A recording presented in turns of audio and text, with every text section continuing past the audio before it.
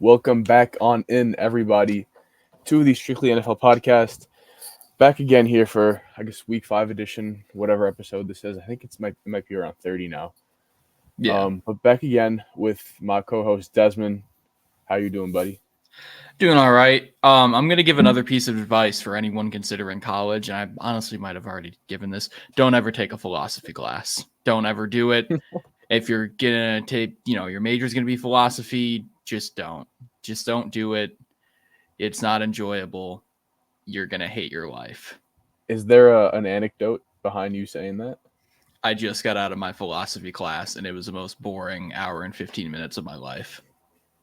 Yeah, Des would have much rather been on here talking Oh, yeah. ball, Oh, yeah. like a real American patriot, obviously. USA, baby. Before we get too much further in, I just want to remind everybody that BetOnline is the world's most trusted betting platform and your number one source for everything football. BetOnline has every stat, every matchup, and even live odds and spreads, which we will talk about later today. To bet on during the games, if you think you know your stuff, you can get in on their $200,000 mega contest and pick up to 5 games against the spread every week for your chance to win weekly prizes and a share of that formerly mentioned $200,000. When the game is over, head over to the online casino, get in a game of blackjack or poker or unwind with over 150 slot games. Head to the website today to get in on the action. Bet online, the game starts here. And for those watching on YouTube, listening on Spotify, Apple Podcasts, whatever the case may be, you will not have the full episode of the StricklyNFL podcast. The rest of it is going to be behind our Patreon over there at the I think it's patreon.com/the Strickland. We are going to be behind the $9 tier. There's a $3 tier, $6 tier, $9 tier, and so on and so forth with various benefits up along the way. Like $9 tier, you get us. Oh, You get the Schwinn solo pod. As if you need any other reason, though. You get the Discord, which we also had Strictly MLB last night, which I thought was cool. So that was dope. So a lot of great stuff going on our Patreon. And segueing into the start of this podcast, not a lot of great stuff going on for the Giants this week against Dallas. You guys heard me on the live stream after the game. I had some thoughts. I'm gonna let Des kind of take it away to start us off on this. All right. My lighting is tweaking the fuck out right now, but we're just gonna ignore it. Okay. This is a thing I've heard get like regurgitated a lot since Thursday, and it's something I kind of agree with. Daniel Jones, outside of week 1, is not playing bad enough to lose the Giants any football games right now, but he is not playing anywhere close enough to win them games. And I really think that this game against the Cowboys is a perfect example of that. When you look on paper and you look at his numbers, aside from the interception, which was a shitty Hail Mary attempt that was just a bad throw to begin with, you look at that and it's like, that's not a bad game. But when you start to actually watch how he played and the throws he was missing, then at that point it's like, okay, yeah, he played a very big role in how things went down, of like, even like the throws he was making, the one deep shot he had to Neighbors early in the game, still a shit throw, underthrew him of what should have and could have been a touchdown, ended up being only a 40-yard gain because, I mean, he's late on his reads. He obviously has his issues completing deep passes. I think he's 1 of 13 now or whatever on, or maybe even 2 of 13 on passes of 20-plus air yards. He's doing the little things right, and he's doing them at a pretty good rate. But when it comes to the plays that will win or lose you a football game, more often than not, he's doing the thing that's going to lose you the football game. And then other things in this game, we talked a lot about the run game and how we thought it was going to be dominant. And then Devin Singletary went out, got 14 carries for 24 yards. Obviously not all his fault. The pass blocking this game was like actually really good, but the run blocking wasn't, which I feel like has not really been like a thing this year. But to me, at least, I feel like the pass blocking has been like noticeably better than our run blocking, which for our personnel, that kind of makes sense. But Andrew Thomas did a phenomenal job on Micah Parsons all game before Parsons went out with whatever injury he ended up getting. I think it was a high ankle sprain. Yeah. First time he's ever gonna miss a game at really? the high school, college, or professional level, which is fucking crazy. Damn. Yeah, no, that's wild. Malik Neighbors had another absurd game. There's not much, point in being surprised by this anymore.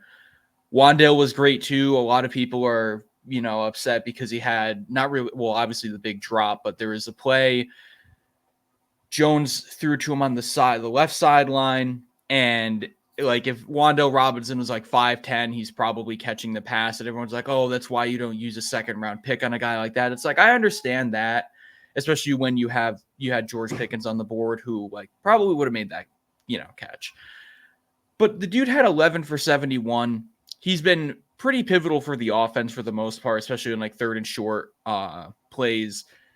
So it's hard to really get upset with it, especially when like this team has been so devout of receivers since Odell Beckham. Like I'll kind of just take what I can get.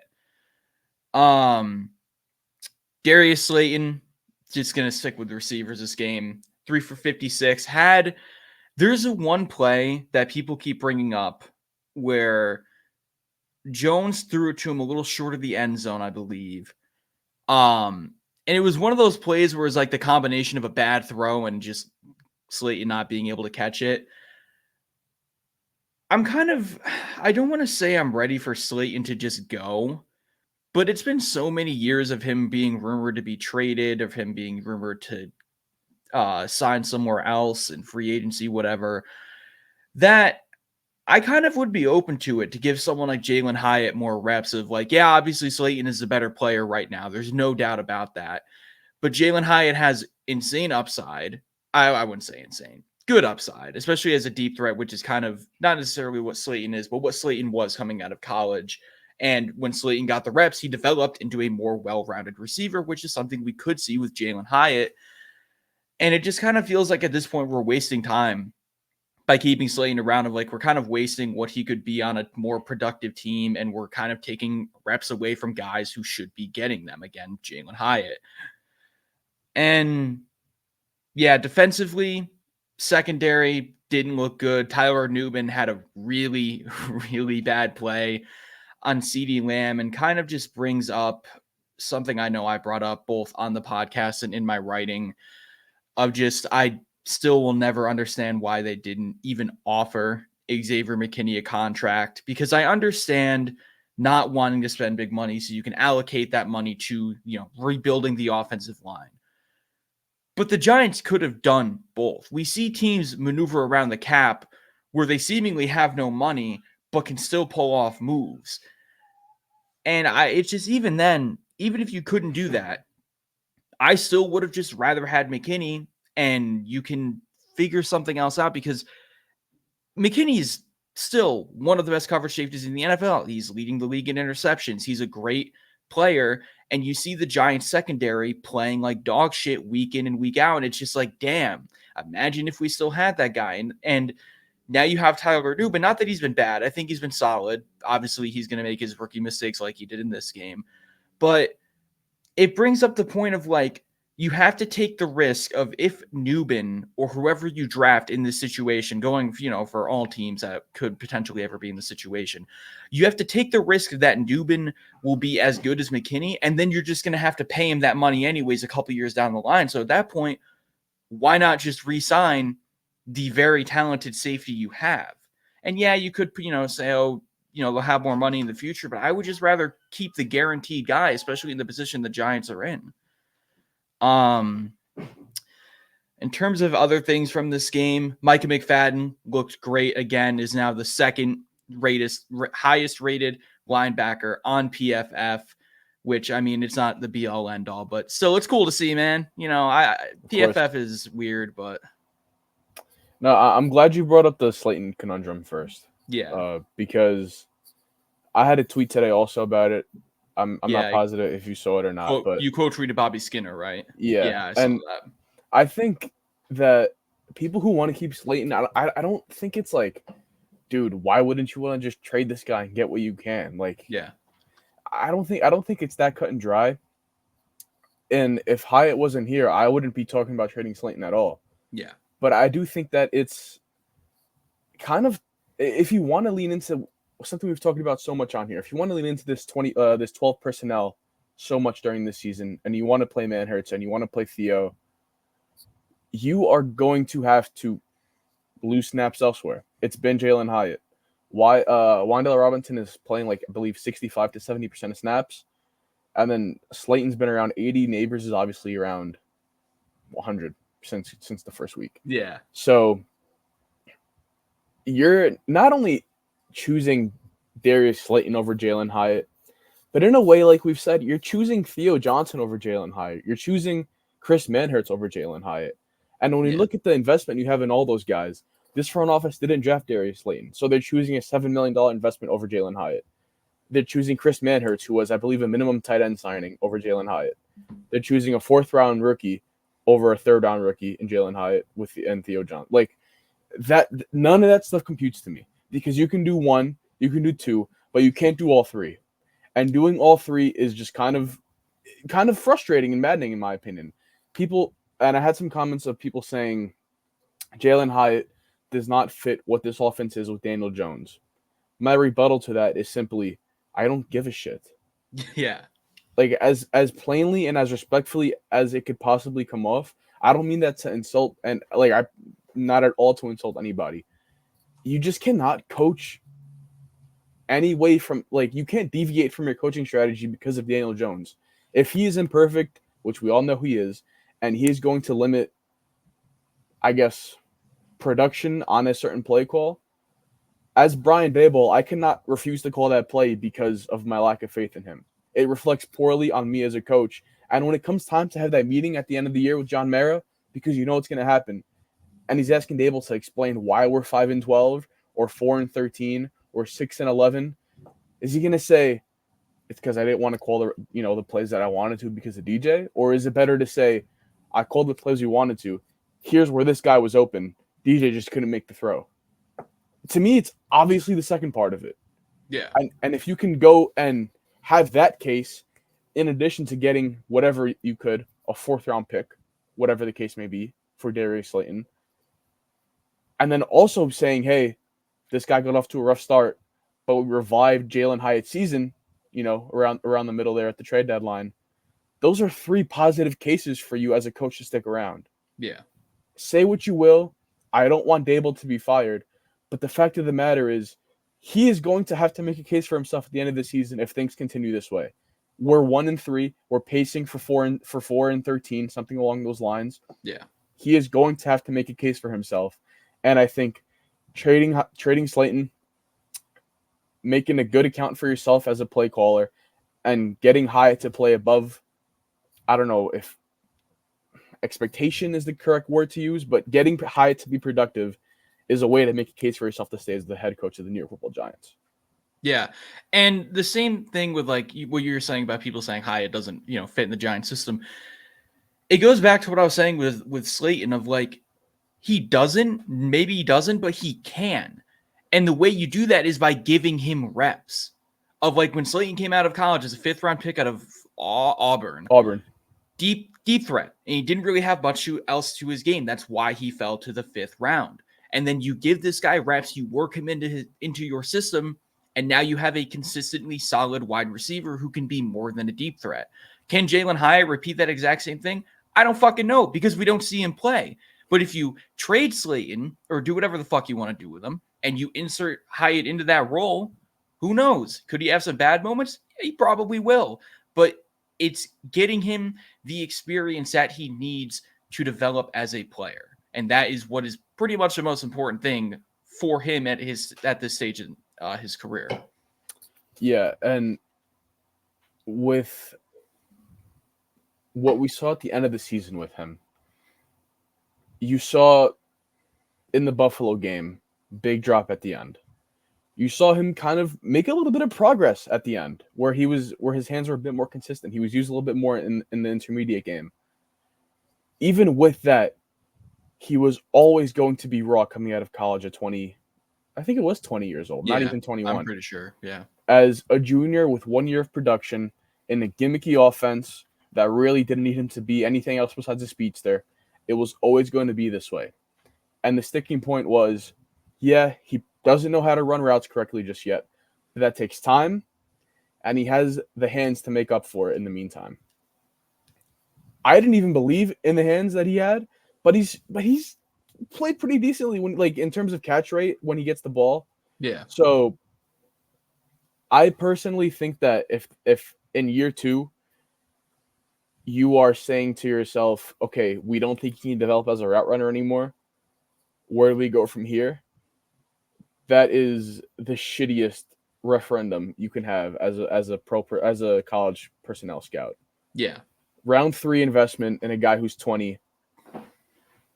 Drafting him that he is not going to be somebody who contributes in the blocking game. Yeah. That was one of the key parts in Slayton getting on the field over him. And for the totality of this situation to be ending up like this, it's either going to be a really great turnaround by midseason, end of the season, whatever, and we're going to be talking about how the Giants got an asset for a player who was probably going to end up leaving at the end of the season anyway, and then a nice story in Hyatt, or we're going to talk about how the Giants missed the boat on a draft pick and Hyatt can't get on the field going into year 3, and you don't really have a wide receiver 2 at the end of the day. Because I love Wandale, he's probably wide receiver 3 just because of physical limitations, but he's a fucking damn good wide receiver 3. Oh, yeah. So I don't want people to think I'm slandering him. So that's where that's where I land on that Slayton stuff. And I think if people value the winning of, like, let's say Slayton wins you a game, what is the positive outcome to that? Thanks for getting 5 wins instead of 4, and now that's exactly what I was just gonna say. Like I don't see that. I would rather win like 3 games while developing Hyatt than 4 by keeping Slayton. Like, because at that point you're not only going to get hold on. Let me restart. You're not only going to get a higher draft pick, but you're developing a guy you've invested a 3rd round pick in that has, again, some pretty good upside.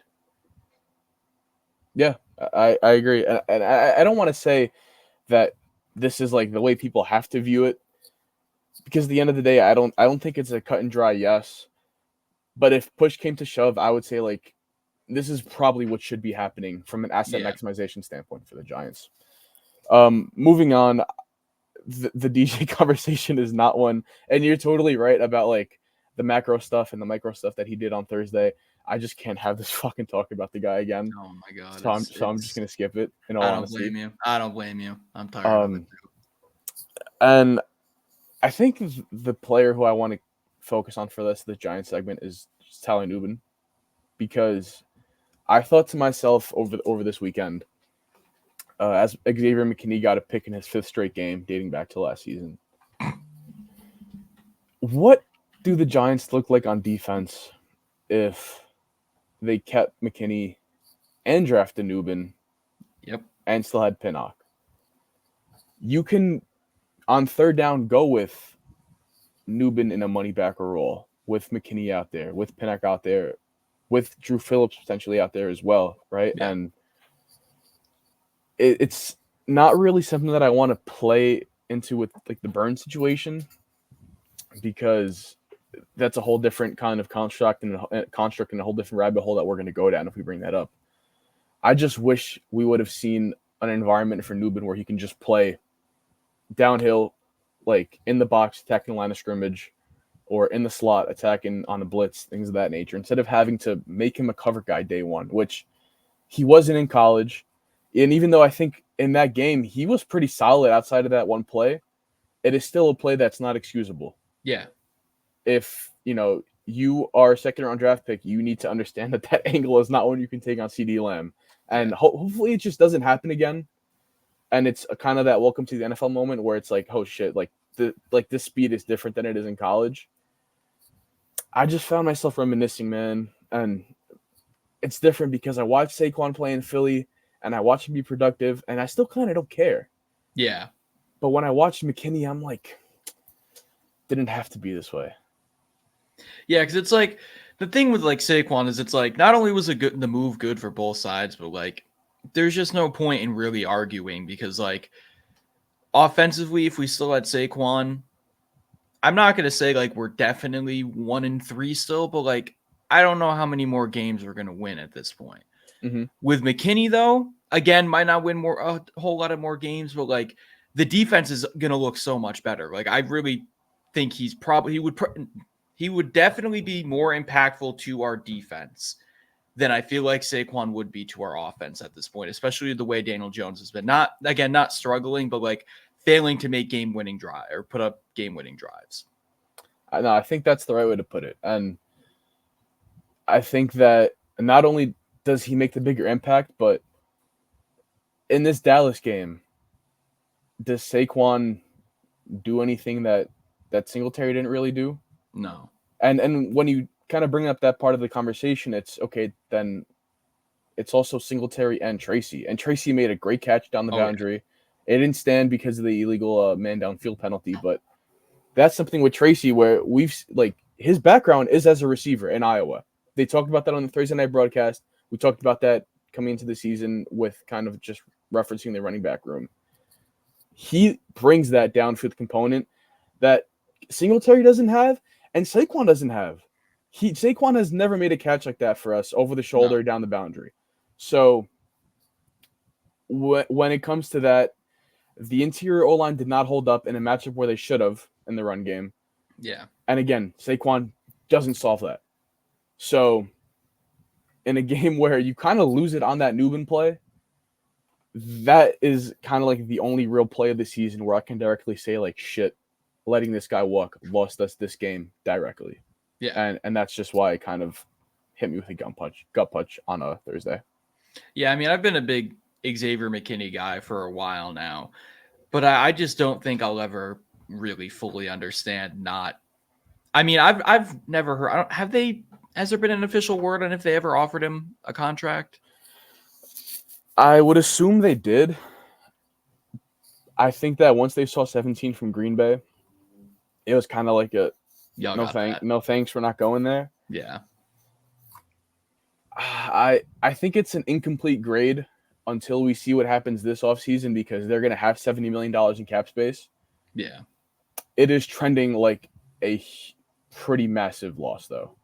Yeah. If I had to say, okay, F being absolutely horrible that you let this guy walk, or A being a great decision, I would say that right now letting Saquon walk is like a B. Yeah. And I would say letting McKinney walk is like a D. Yeah, I agree. Because again, with Saquon, it's like, yeah, it would be cool to keep him, but again, like whatever. But losing McKinney again, like you said, like that pretty much directly lost us the Dallas game. You also are going to have the conversation at the end of the season where, let's say Pinnock signs for a 3-year, $15 million deal. It's very fair for Giants fans to come back at the end of the season and say, okay, the difference from Pinnock and McKinney, would you rather have just paid McKinney $12 million more and then let Pinnock walk at the end of the season? That's a fair conversation. And one that even last year, when we were talking about McKinney, I didn't even take that into account. But that perspective is going to, like, if at the end of the season, let's say Pinnock even plays his way up to like $8 million. Joe Shane is going to have to answer to John Mara, just like we talked about with Dayball.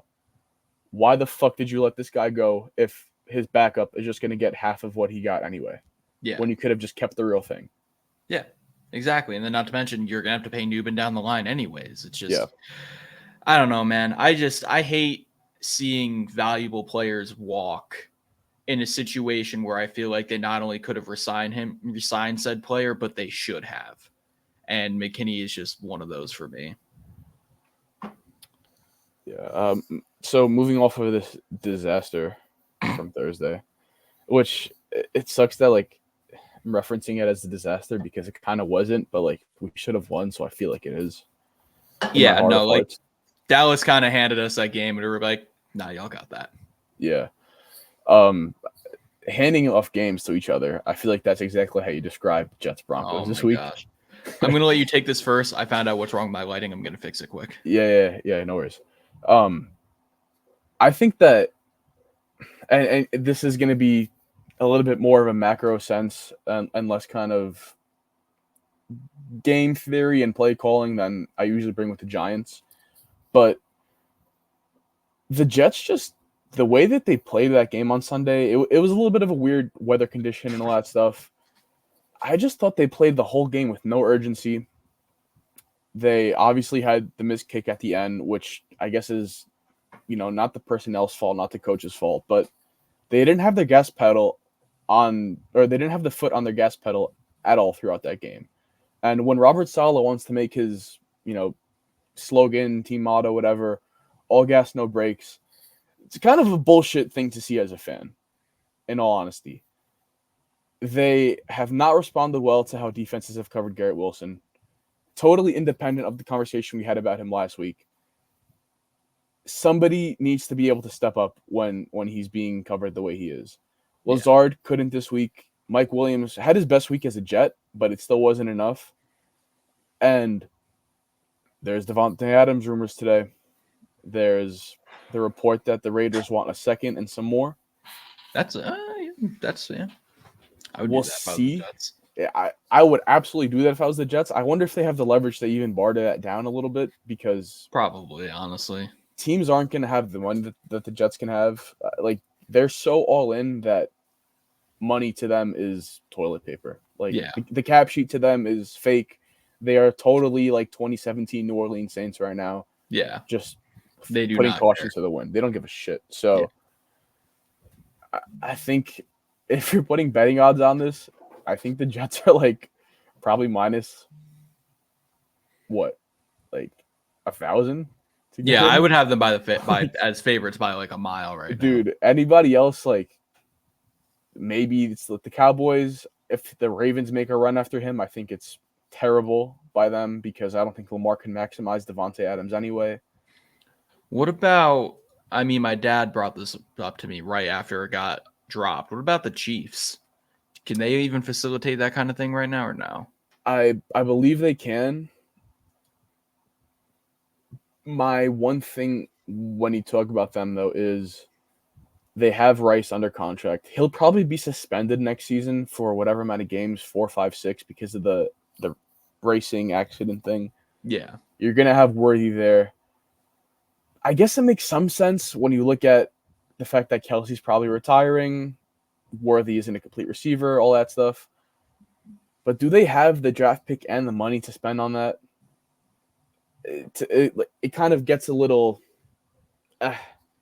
they've won 2 Super Bowls in a row. Like, granted, everybody is always going to want to win another one. But do they have the desperation that the Jets have?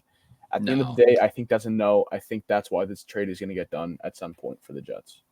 And I'd probably say the Cowboys are the biggest threat to the Jets, in my opinion. Because of just teams that Jerry need to figure Jones. some shit out. Yeah, like Jerry Jones is such public enemy in Dallas right now after the Derrick Henry game that they had. Oh, my gosh. So, did you see any of the quotes by any chance? I just saw a Garrett Wilson one that Zach Rosenblatt tweeted or retweeted that pretty much was like, yeah, man, my route tree is not the same as it was last year. We're not running like the same kind of offense that got me and other guys open as last year. Let me see if I can find it really quickly. Where are you? But I haven't been able to keep up too much with the Jets, so I don't really know what their offenses looked like. Relative to last year, at least. Okay, here we go. I don't think we do a lot of different stuff, to be honest. I watch football on Sundays, and I see a lot of teams mix it up and stuff like that. I don't think we do that. I think we know our identity. It's just about going out and executing it or figuring out if it's going to work. I don't think we're trying a lot of different things. I know personally my route tree hasn't been what it has been the last 2 years as far as the stuff I've been running. It's just about figuring out if it's the right identity and whether it's going to win games. That's so crazy. Yeah. That's pretty bad. Yeah, especially, again, given the position the Jets are kind of in right now, to where, I don't know, man. They are, what was it? Against the Titans, they're a one Will Levis fumble away from being 1-3. Yeah. So to have that stuff coming out, which I don't even think that stuff is necessarily bad. Like I think in some case, or to some degree, that conversation that he wants to have is good, because I think what the Jets don't do enough of is self-reflection. They have all these guys like Elijah Vera Tucker, who at the end of the Broncos game were like, we know we're the better team, and we didn't show it today, or something along those lines. When you lose a football game while the other team only scores 10 points, and you are an offensive lineman, and your team did not score a single touchdown, you cannot possibly say that. Yeah. You cannot possibly have those words come out of your mouth.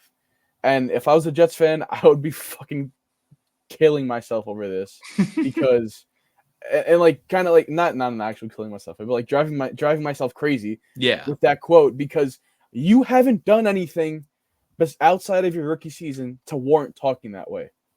You looked like an absolute stud your rookie year. We fully understand that. You've been unlucky with injuries, but you cannot say that when you lose to the Broncos.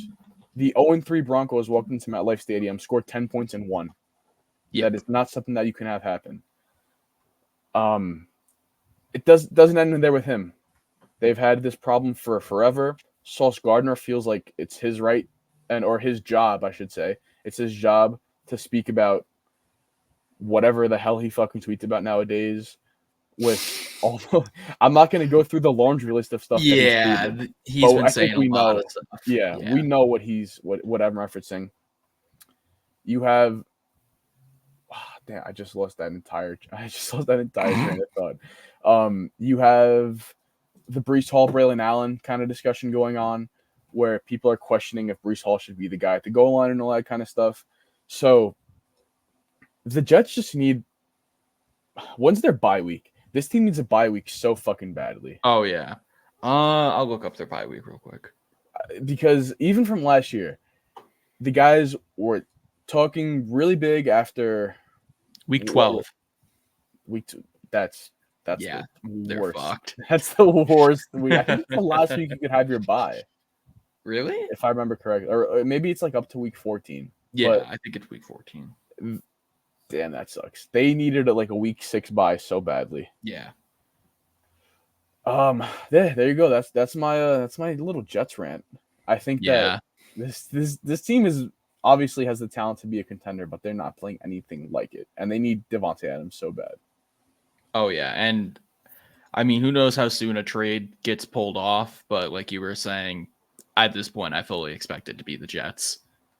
Like everything just lines up at this point, but on both sides. Of like, I'm sure Davante Adams wouldn't mind playing with Aaron Rodgers again, and the Jets are desperate enough to pull off a move like that. I think that Davante even would rather come here sans Aaron Rodgers, because he can play next to Garrett Wilson. Like in Kansas City, you're going to be playing next to Xavier Worthy and whoever the fuck else they have at this point. So I also think it's going to be the Jets, because they have an extra third this year from the Lions. Yeah. And they have an extra 6 from the Chiefs. So they got that. So far, the Hassan Reddick thing looks like it's not going to become a second-round pick. It looks like it's still going to be just a third-round pick going to the Eagles. They are so silly for that, man. Like, this shit has been so funny to watch unfold. That's another circus act, like, part of this thing. Yeah. Like, the whole Reddick situation. I would be so frustrated if I was a Jets fan. And I actually do feel so bad for them. Yeah. Of like, you had, the last, like going into last year, like, oh yeah, we got Aaron Rodgers. We finally have our quarterback. This is going to be our year. And the dude tears his fucking Achilles in the first drive. Oh, all right. Aaron Rodgers is back. Everyone's healthy. This is our year. And now you're 2-2 and about to trade for fucking Davante Adams. Because well, that's a good part. Out. Oh no, it is. But like, it's like, had things gone how Jets fans probably thought it would have in their minds, they wouldn't be in a situation where like, fuck, we have to trade for Davante Adams right now. Yeah, it's like the desperation of it all. Yeah. I hear that. And Morgan Moses is getting hurt. Jermaine Johnson, unfortunately, towards Achilles also. That sucked. I hated that he got hurt like that, because I've been a big believer in him for a while. I don't know why I acted like I had more to say than that. That I love Jermaine Johnson, and that really sucked. No, I feel that. Switching from maybe the worst game of the week. Well, actually, Titans Dolphins was pretty shit too. Yeah, man. Oh my gosh. Switching from that abysmal Jets game to probably the most entertaining game of the week between the Vikings and the Packers. Dude, Sam Darnold. MVP. All I'm going to say is Chris came on last episode for our spread 'em thing. Yeah. And he was like, oh, that's the NFL. Packers are going to beat the Vikings. Chris, you're probably not going to hear this. Fuck you. I told you, Vikings. I said MVP Sam Darnold isn't going to fucking lose, and I was right. I was fucking right. He is so out of his mind right now. And it's not even like a real like gunslinging out of his mind type of way. He's just playing good football. Oh, yeah. Like it's he's crazy. reading the field well. Obviously, Kevin O'Connell, I think. Yeah. No, Kevin O'Connell is that's Kevin O'Connor, the fucking NBA guy. Yeah, wait, hold on. Wait. Yeah, Kevin O'Connor is NBA Yes. Elon Dick Eater. O'Connell's Vikings coach. Okay. Yes, all correct. Right, got it. He has done a great job, obviously, of like making the reads easy for him. But Darnold is still making throws, man. Like his throw to Addison, he let Jefferson just kind of go up there and get one. He kind of, just went balls to the wall on that throw and said, fuck it. If it gets picked, he gets picked. Yeah. They are playing with confidence. He's playing with confidence. He's playing with swag. Dude, I love seeing it, man. I love seeing Geno producing, even though he lost yesterday. 400 yards is crazy. Yeah. Geno's producing. You got Baker producing. And I think it kind of lends us to this wider conversation about quarterbacks and needing time, needing a little bit of nurturing, something that I think the Giants are in a good position to do potentially. Yeah, we see it all the time, especially nowadays, like you were saying, of a Geno, a Darnold, a Baker, it's just it goes of everything. If it's a combination of their team isn't right, of especially with Darnold on the Jets, his first 2 or 3 years, that team was a fucking shit show. To where I don't want to say no quarterback could have been good, but a quarterback like Darnold definitely wasn't going to develop under that situation. And then obviously he bounced around. I mean, going to the Panthers, the fucking immediately after the Jets wasn't going to help him. But now he's in a situation in Minnesota where he has a good head coach that's going to simplify the offense for him while still allowing him to make the big plays he needs to make. And he obviously has the weapons around him, Aaron Jones, Jefferson, Addison. It's not even necessarily a situation where everything has to be right for a guy like that to succeed, but just getting that boost will help. Of a Baker, where the Bucs really kind of just bought into him. And we're like, yeah, you could fucking suck, but hey, man, if you're good, we have everything around you to help you succeed again. And like we've been saying, it's panning out. Yeah. And obviously, I love seeing that shit with Geno. I'm a West Virginia fan, but I didn't know that. I told you that in the last episode. I was saying how I have a shit ton of Geno jerseys. You did. Okay, you did that. You totally did. I forgot that. But still, you are the first and probably last West Virginia fan I've talked to. Yeah, man, it's rough. My dad actually made a really fucking funny edit because you know how Neighbors had the dog shirt? Yeah. He hold on, It was discipline, attitude, something. Grit. Yeah, he said, but my dad changed it and it said discipline, attitude, Will Greer. Is he like a big Will Greer fan? Yeah, no, we believed in him so bad.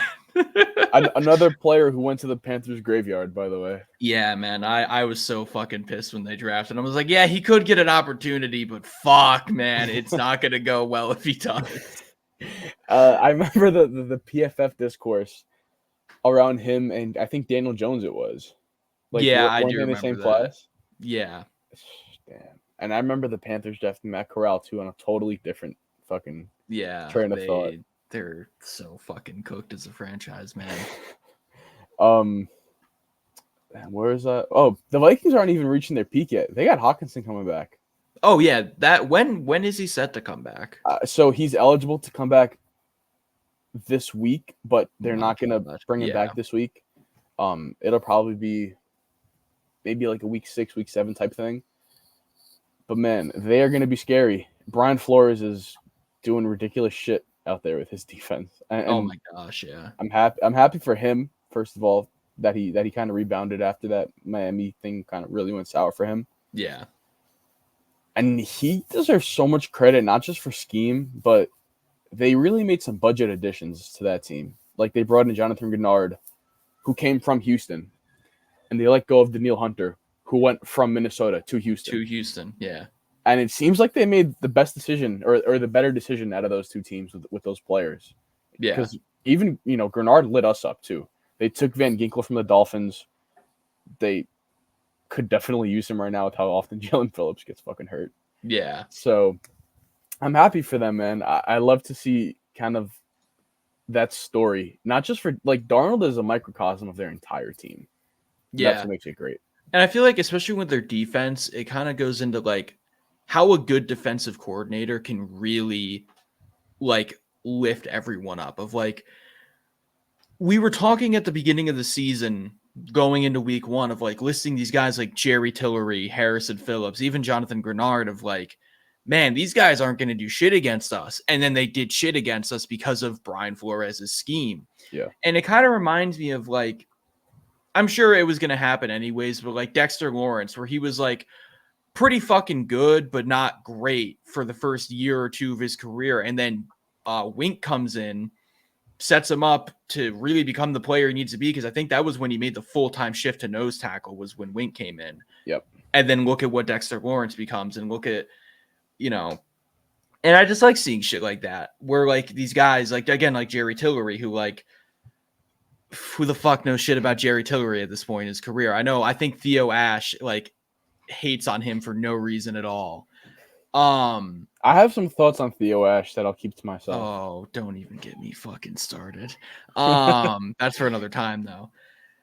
But like, you see these guys come in and maybe like they're not super impactful, but they're playing their role and doing it well because of how the system that their defensive coordinator is putting them in.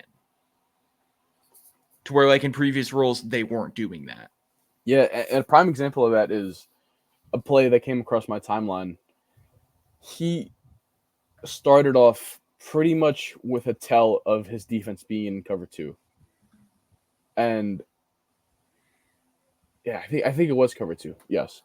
And then Emmanuel Acho showed it to LaShawn McCoy and I believe James Jones, and he was like, hey, what defense do you guys think this is on live TV?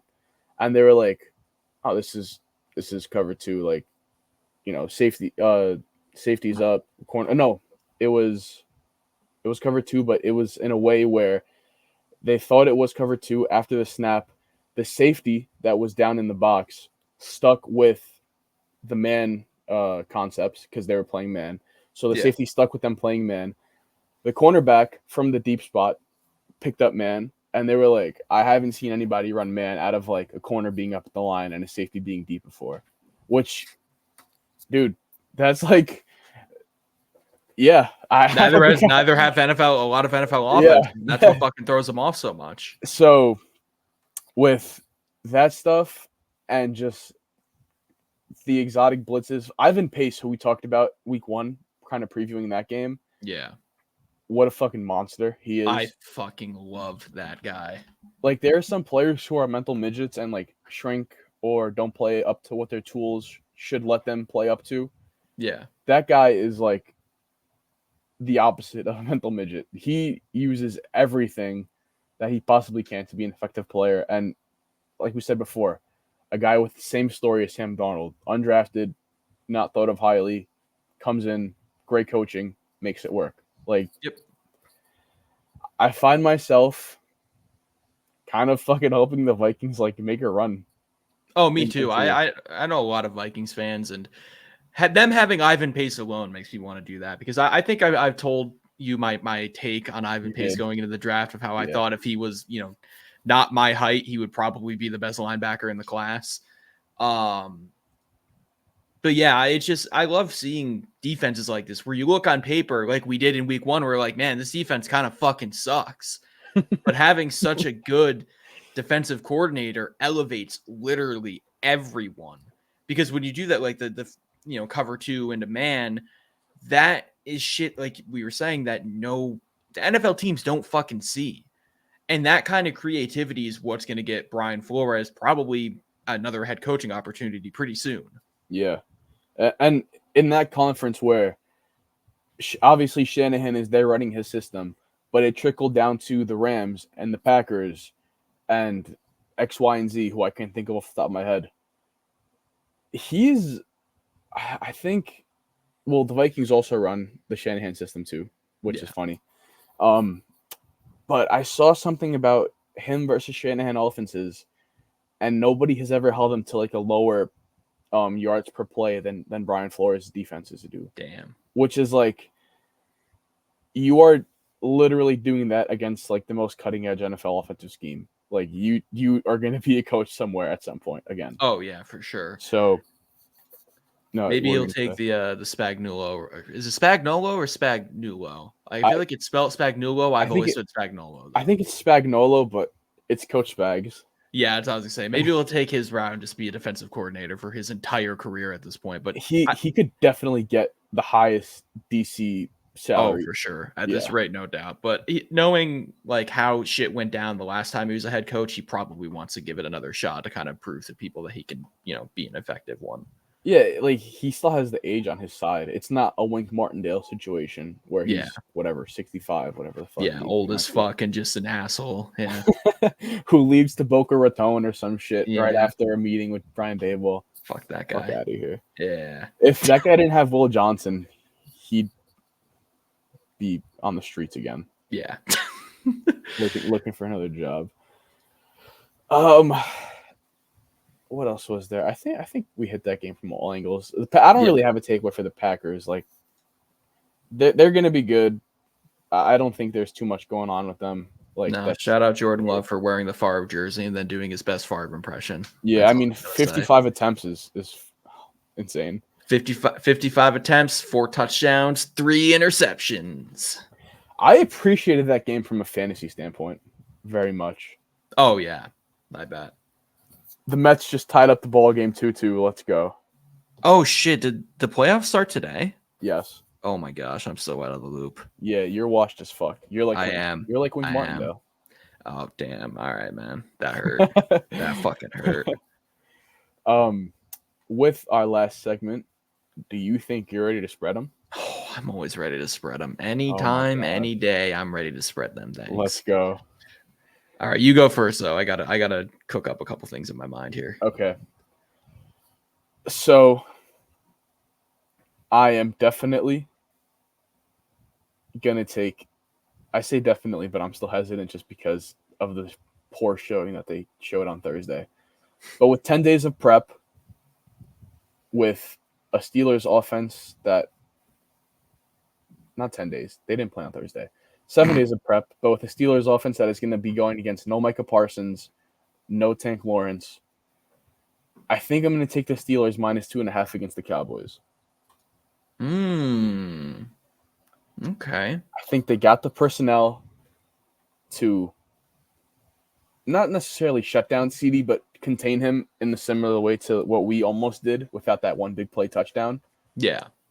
Which, take that play out, he had 5 catches for 40 yards, I think, somewhere along those lines. So, yeah, I think they have the personnel to minimize CD.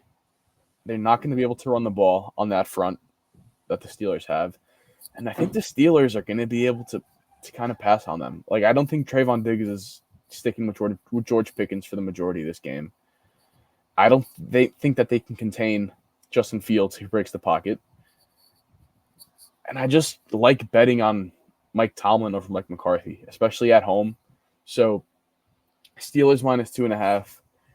I liked it as I was going to bring it up on the pod. As I talked about it more when I said it, I started to love it. So, lock me into Steelers -2.5. All right. I'll give my first one. Now, seeing how each team performed last week, I don't know how this is so close. Give me the Vikings -2.5 against the Jets. And I would bet the deed of my house on that right now. With the way the Jets, maybe they aren't necessarily spiraling, but scoring 9 points against the fucking Broncos and losing while the Broncos score 10 points minus the Vikings putting on a fucking masterclass, at least offensively against the Packers. I mean, you could say defensively too. I mean, they only won by 2 points, but they got 3 interceptions out of Jordan Love.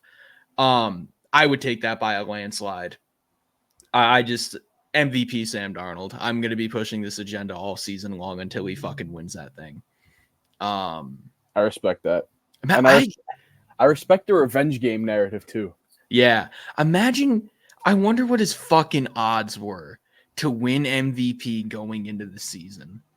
Because the fucking money you probably could have won if he ends up getting it, it's fucking week going into week 5 now. But hypothetically speaking, imagine the fucking money. Yeah, that's all I got. Vikings minus 2.5. I'm putting my whole savings account on that. Well, I would be cashing out my Darnold MVP ticket if I had one. Oh yeah, right now I could. Yeah. I believe in him, but I could so easily see like a second half of the season collapse from him. So, my other spread pick was very close to being the Jets plus 2.5. Oh, do I take it and go against you? You could. I wouldn't blame you. Okay. It's hard because this is a massive coaching advantage in the favor of the Vikings. But I think off of such terrible performances on a neutral field, I don't think the Jets lose by more than 2 points. I think they'll probably have a good showing against the run. I think it'll minimize the Flores blitzes. And I'm not going to lie to you. Part of what goes into me saying that is I don't think that Flores and his kind of mad scientist coverage disguising alchemy is going to be as effective against Aaron Rodgers. I agree. I think if there's somebody to kind of open up that defense, it is probably the best coverage reader in the NFL as of today. And I just think that this team needs a game to stop the bleeding. If they lose this week, it's fucking tough. I think they know that, like 2-3 is not where they want to be. I think the Vikings being 4-0 off of a huge fucking win might be at risk of letting their foot off the gas a little bit. So I'm going to go against you. I'm going to take plus 2.5 for the Packers, for the Jets, strictly off of how badly they need to fucking win this game. Yeah. Damn, do the Eagles have a bye week this week? I think they do. Fuck, I was going to pick whoever is playing them. It's Eagles, Lions, Chargers, and somebody else that I forgot. All right. This is a really boring pick, but give me the Bucks plus 1.5 against the Falcons. I mean, not that beating the Eagles is like the most impressive thing, but like they beat the Eagles last week. They took a shit on the Eagles. Yeah, like they fucking beat the shit out of them. And I mean, I'm always going to believe in a Baker Mayfield-led team, even though it isn't a good idea. And I don't really know if the Falcons have the juice. Sure, they beat the Saints last week, but like the Saints are kind of going back to what we thought they were going to be this season. And I'm not really impressed by the Falcons at this point, especially I don't really get how they're honestly favorites going into this week. Don't you get a boost if you're at home? Are they at home? That might they are at home. Okay, so that's probably what it is. If they, because I know my dad always says that you get a boost if you're at home. I don't know if that's true though. No, by the end of this year, you're going to be a fully educated gambler. I don't know how this shit works, man. It's usually like so take this Jets game for example. Okay. Basically, it's saying because it's on a neutral field, if it was in New York, it would kind of be like a pick 'em. Okay. If it was in Minnesota, it would kind of be like a 5-point spread. All right. Regardless, give me the Bucks. You got the Bucks. Plus 1.5. I believe in the Bucks. I believe in Baker Mayfield. Mike Evans. Give me it. Just give me it all. Yeah, well, I am hoping that by us both picking Vikings and both picking a team in the Vikings-Jets game, that I can come back on here next week and say that I got the better of you. Yeah. I mean, yeah. But what if the uneducated gambler Wins. wins in this. I was gonna say, what if it's a push, but the spread is it's a 2.5 spread, not a 2 spread. So Yeah. I think that's all we got today. Yeah, I don't have any other crazy picks to make. All right. The only other thing I would say is maybe under in the Dolphins-Pats game, but I haven't looked at what the number is. I can tell you right now. I just went past it. It is 35.5, which again, I would probably take the under. I would take the under on that. Yeah, no doubt in my mind. I'm another one. On this is another one I take by a pretty decent margin. Commanders -3 against the Browns. Dropping 42 in the Cardinals. Nasty man is nasty man. I don't know, man. I thought Nasty Man was decent this week against the Raiders. Yeah, but like, I'm not here trying to be a Nasty Man apologist. No. I fully get it, but like, I mean, who the fuck do the Raiders have in that secondary at this point? No, yeah, nobody. Yeah. But yeah, no, I would definitely take Commanders dropping what they just did against the Cardinals. Not that the Cardinals are some pristine NFL team; they're fucking 1-3. But this Commanders team has really surprised me this year. Like, I kind of thought they'd be better than people were saying, but to be 3-1 right now, and for Jaden Daniels to be playing at the level he is, I mean, shit, 26-30, threw a pick, but like when you win by 42 and only miss 4 passes, who gives a fuck? Yeah, that kid is pretty fucking special. Yeah, man. Unfortunately, yeah, I would definitely take Commanders -3. All right, a little quicker episode of StricklyNFL this week. But that's kind of what happens when Giants are the Giants. Yeah, and they fucking suck. But we'll see you next week. Hopefully, I am victorious over Desmond. Hey, man, we'll have to see. And yeah, we'll catch up. Hopefully, another great week of football because this week was fucking amazing. So yeah, be good, everybody.